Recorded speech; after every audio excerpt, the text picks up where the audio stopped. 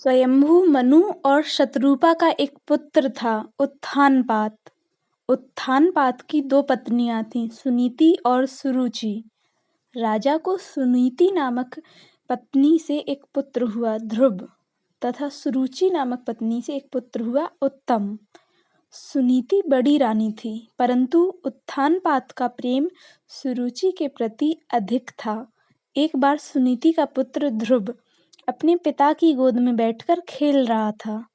तभी वहां सुरुचि आई और उसने यह दृश्य देखा तो उससे यह देखा न गया और क्रोध में आकर उसने तुरंत ही ध्रुव को राजा की गोद से उतारकर उत्तम को राजा की गोद में बिठा दिया और ध्रुव से बोली कि राजा की गोद पर और इस सिंहासन पर बैठने का हक सिर्फ उस बच्चे को है जो मेरी कोख से जन्मा है।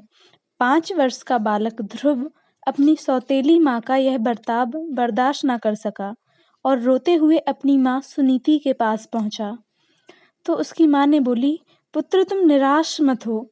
तुम्हारे पिता को अपनी पत्नी सुरुचि और अपने पुत्र उत्तम से थोड़ा अधिक स्नेह है, पर इसमें निराशा वाली कोई बात नहीं। तुम ईश्वर को अपना सहारा बनाओ।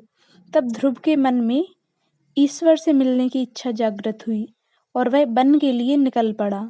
रास्ते में उसको नारद जी मिले।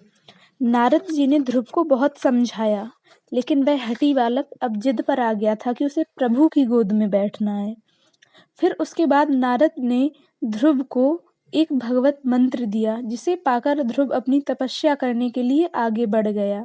जैसे जैसे समय बीतता गया, संपूर्ण विश्व और वैकुंठ में ध्रुव की तपस्या की गूंज दौड़ने लगी। भगवान नारायण ध्रुव की तपस्या के अधीन होकर प्रकट हुए और बोले, बालक ध्रुव, तुम्हारी क्या इच्छा है? तुम्हारी प्रत्येक इच्छा पूर्ण होगी। तब बालक ध्रुव बोला, प्रभु मुझे आपकी गोद में बैठना है। तो भगवान नारायण ने कहा कि संपूर्ण आकाश ही मेरी गोद है। मैं तुम्हारी तपस्या से प्रसन्न होकर तुम्हें आजीवन आकाश में रहने का वरदान देता हूँ। तुम हमेशा मेरी गोद में बैठे रहोगे। तुम्हें मैं वह लोक देता हूँ जहाँ कोई भी प्रलय के समय भी उसको विनाश नहीं कर पाएगा। तुम्हारे नाम पर वह लोक ध्रुव लोक कहलाएगा। और तब से ही ध्रुव तारा सदैव के लिए आकाश में विराजमान हो गया, अर्थात ध्रुव सदैव से भगवान नारायण की गोद में विराजित हैं।